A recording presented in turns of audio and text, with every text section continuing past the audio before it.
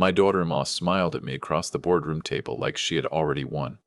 It was a Wednesday morning in late October, one of those gray Hamilton days where the sky sits low and flat like a lid on a pot, and the whole city smells like cold rain and dead leaves. I remember thinking the weather matched the occasion perfectly. We were there to hear my late wife's estate lawyer read the terms of her will. 41 years of marriage, then 4 years of separation, then gone. And here we all were. My son sat to her left with his arms crossed, not looking at me. My daughter-in-law kept touching the edge of the conference table, like she was counting the seconds, until the money became real. I kept my hands in my lap and looked at the window. I should back up. You can't understand what happened in that room without knowing what the years before it looked like. My wife and I built everything together. I spent 32 years as a structural engineer with a firm out of Burlington, working on bridges, on overpasses, on the kind of infrastructure that nobody notices until it fails. My wife ran a small accounting practice from her home office for most of that time, the kind of quiet, reliable work that piles up slowly into something serious. We were not flashy people. We drove practical cars. We took one vacation a year, usually to the cottage near Perry Sound, that her parents had left her. We paid off our mortgage in Ancaster when our son was 12 years old. And the night we made the last payment, we sat at the kitchen table and split a bottle of Ontario Riesling and didn't say very much. We didn't need to. Our son was our only child, and I'll be honest with you because that's the only way this story makes sense. We gave him too much. Not in a dramatic way. We didn't spoil him with excess, but we compensated. That's the word I keep coming back to. We compensated. We worked long hours. We missed school plays. We were distracted at dinners. And so we wrote checks. We paid for his university at McMaster without hesitation, then graduate school at Western.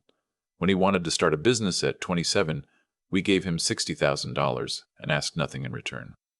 When the business failed 2 years later, we said nothing. When he came back at 31 with debts from his second venture that had gone sideways, I sat across from him at that same kitchen table and wrote another check.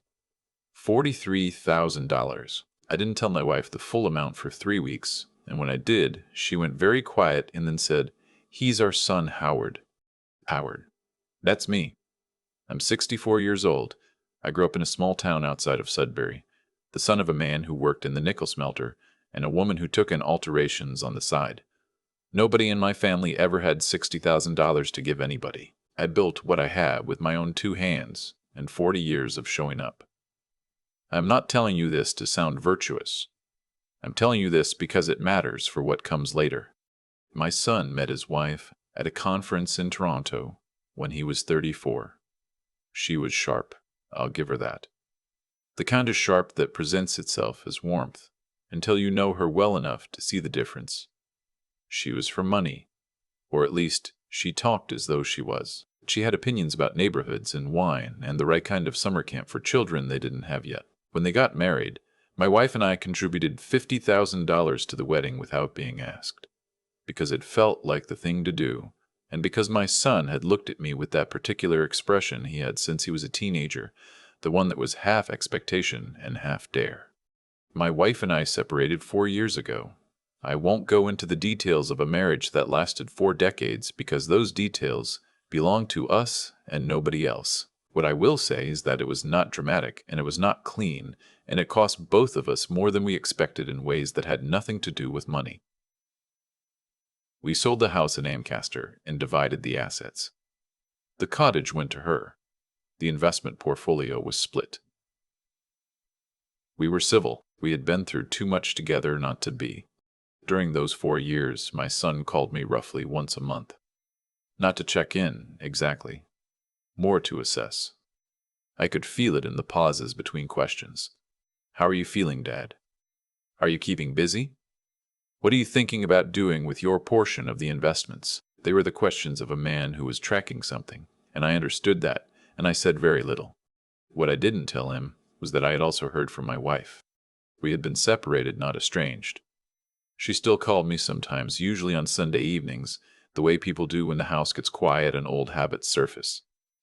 We talked about small things mostly. A documentary she'd watched. The leak she'd finally had fixed at the cottage. Once or twice she mentioned that her health wasn't good, but she was private about illness the way she was private about most things, and I didn't push. 8 months before she died, she called me on a Tuesday night, which was unusual. She said she wanted to tell me something, and she wanted me to listen without interrupting. And I said, "All right." She talked for almost an hour. She told me about what she had observed over the past 2 years, the visits from our son and his wife that felt, she said, like audits, the questions about the cottage and what she planned to do with it, the suggestions about estate planning that were really questions about whether she had made decisions yet and what those decisions were. She told me about a Sunday afternoon in July when our daughter-in-law had sat at the cottage kitchen table with a glass of Sauvignon Blanc and said almost casually, "You know, it might be worth thinking about transferring the property while you're still healthy, tax purposes." My wife had said nothing, had refilled the glass, and had changed the subject to the weather. "I want you to know," she said to me on the phone that Tuesday night, "that I have talked to Lawrence." Lawrence was her estate lawyer, had been for 20 years. "I want you to know what I've decided," she said. "Not because I owe you an explanation, but because you deserve to know, and because I trust you more than I've trusted anyone, even at the end of things." I sat in my apartment on Main Street West, and I didn't say a word, and I listened. She died in February. A cardiac event, quick, at the cottage she loved. The neighbors found her the next morning. I drove up alone, and I stood at the edge of the frozen lake for a long time, and I didn't cry until I was back in the car with the heat running. The call from Lawrence came 3 weeks later. He asked that I attend the reading of the will along with our son and his wife. He was formal about it, courteous, the way lawyers are when they're carrying something that has weight. My son called me the night before. He was in a good mood, or performing one. "You know she'd want this to be simple," he said. "No complications." And then, after a pause that was just slightly too long, "I don't want you to be blindsided tomorrow. You know how she felt about the separation. I just think you should go in with realistic expectations." I told him I appreciated the call. I hung up and I made tea, and I read for an hour, and I went to sleep. The boardroom at Lawrence's firm was on King Street, the 14th floor, with a view of the harbor if you craned your neck. There were 4 of us: Lawrence, his paralegal, my son, and his wife. They arrived together. My son shook my hand without meeting my eyes. His wife said, "Howard," and smiled with her mouth.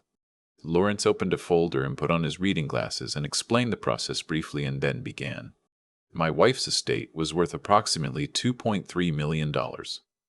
The cottage. The investment accounts. Some cash. A small art collection she had assembled over 30 years that had turned out to be worth more than anyone expected. My daughter-in-law shifted in her chair. Lawrence read through the standard clauses. A donation to a hospice organization in Burlington where her sister had died years ago. A gift to her church. A sum set aside for a niece in Fredericton she had stayed close to. Then he paused. He looked up from the document and looked at my son and then at me. And then he read the next clause. My wife had left the cottage, the investment accounts, and 60% of the liquid assets to a trust. The trust had one beneficiary. Me. The room went very still. The clause that followed explained the reasoning in her own words. Because Lawrence had told me later she had insisted on including it verbatim. She wrote that our son was a grown man of 40 years who had received, by her careful accounting, over $240,000 in direct financial support from us over the course of his adult life, not including the wedding contribution or the educational expenses. She wrote that she had watched, in the last years of her life, as that support had failed to produce the humility or the gratitude she had hoped for. She wrote that she had seen her son approach her final chapter, not with love, but with inventory. She wrote that she had seen me sit quietly at the edge of that process and ask for nothing. She wrote, "My son has his whole life ahead of him. Howard has the back half of his, and he has spent enough of it giving things away. This is what remains of what we built together, and it belongs with him." My son pushed back from the table. He said something I won't repeat here. His wife put a hand on his arm, and her jaw was tight, and she said, very quietly, "We'll contest it." Lawrence took off his reading glasses.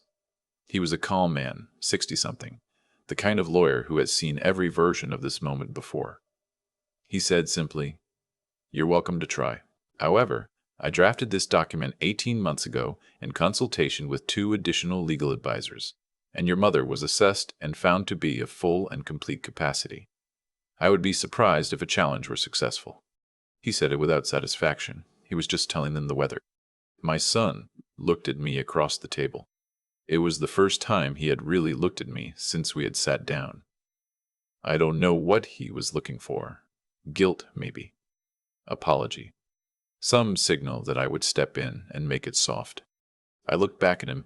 I thought about the kitchen table in Ancaster, the checks, the phone call that Tuesday night, the frozen lake in February. I said nothing. In the weeks that followed, that did consult a lawyer, it went nowhere. The will was sound. My wife had understood, far better than I had given her credit for, exactly what she was doing and exactly why. My son did not call me for several months. When he finally did, it was short and stilted, and I could hear his wife somewhere in the background. I was polite. I asked about their lives. I did not apologize. I kept the cottage. I went up in May, when the ice had gone out of the lake and the birch trees were just coming into leaf. I found her gardening gloves on the hook by the back door, where they had always been, and I left them there. I made coffee in the same percolator that had been at that cottage since 1987, and I sat on the porch in the thin morning sun, and I listened to the loons out on the water. There's something I have understood in the time since all of this happened, something I have turned over in my mind on drives and sleepless nights, and long walks along the escarpment near my apartment. It is this. My wife's greatest act of love toward our son was probably not the one that felt like love to him. He will be angry for a while, maybe for a long time. He may never fully understand what she was trying to say to him, but she saw him clearly, and she refused to enable him one more time, and she trusted me with the ending of the story we had written together. I am 64 years old. I am not rich, but I am comfortable. I have work to do, books to read, a lake to sit beside in the mornings.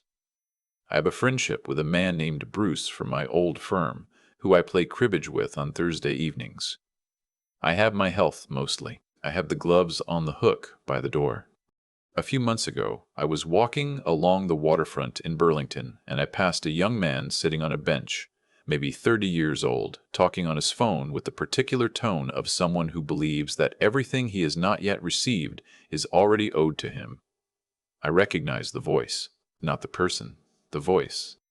I kept walking. The lake was flat and silver. An old freighter was making its way toward the port, slow and low and steady. I thought she always did know how to balance the books. I still think about that October morning sometimes. The gray sky over Hamilton, my son's arms crossed, his wife's fingers on the edge of the table like she was already counting what wasn't hers yet. And I think about how close I came to walking into that room with my head down, prepared to accept whatever crumbs were left for me, because that had become my habit. That had become the shape of the relationship. What I've come to understand is that what happened in Lawrence's boardroom wasn't luck. It wasn't fate in any mystical sense. It was the result of decades of choices, stacked on top of each other, one by one, quietly accumulating the way interest does, in an account nobody checks very often. My wife made a choice every time she picked up the phone and called me on a Sunday evening when she didn't have to. She made a choice when she sat with Lawrence 18 months before she died and told him exactly what she wanted and exactly why. Those choices required something of her, a clear eye, an honest reckoning with what she had seen, and the willingness to act on it even when it was hard. That is not a small thing. And my son made choices too, not one big dramatic choice, but hundreds of small ones. Each time he called to assess rather than to connect.